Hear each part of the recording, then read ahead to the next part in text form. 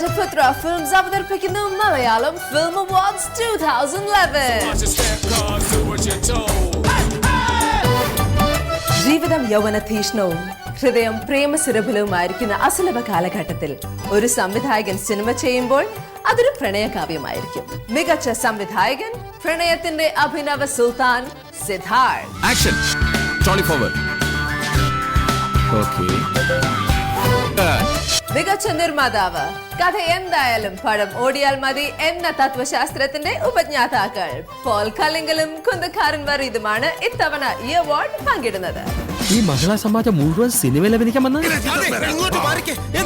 മികച്ച production controller, മലയാള സിനിമയിലെ നായികാ ദാരിദ്ര്യം തുടച്ചു മാറ്റാൻ ഹസ്തരേഖാ ശാസ്ത്രത്തിന്റെ സാധ്യതകൾ വരെ ഉപയോഗിച്ച കിച്ചു മാഞ്ഞാലി.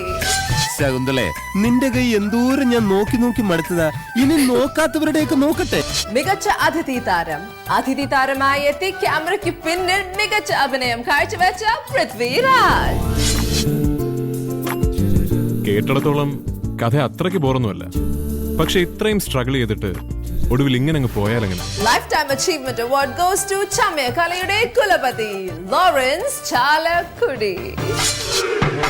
കല എന്ന് പറഞ്ഞാലേ എന്റെ കൊച്ചാപ്പന്റെ മോളൊന്നുമല്ല, അതൊരു കലയാണ്. ഇനി നമുക്ക് മുമ്പിൽ രാക്കിളിപ്പാട്ടിന്റെ കൂട്ടുമായി എത്തുന്ന കുഞ്ചാക്കോ പാപ്പനും സംഘവും. ഇനി ആര് തരും ഒരു രാക്കിളിപ്പാട്ടിന്റെ കൂട്. And finally, the most awaited award, Best Makeup Man, goes to Shri Balu.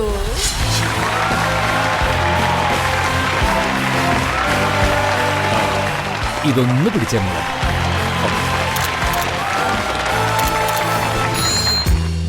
സത്യത്തിൽ മേക്കപ്പിനല്ല എനിക്ക് അവാർഡ് തരേണ്ടത്, അഭിനയത്തിനാണ്. കാരണം ഒരേ സമയം സൂര്യയുടെ ഭർത്താവായി ജീവിക്കുകയും മിസ് അനാമിക എന്ന നടിയുടെ മേക്കപ്പ് മാനായി അഭിനയിക്കേണ്ടിയും വരിക. അതായിരുന്നു എന്റെ ജീവിതം.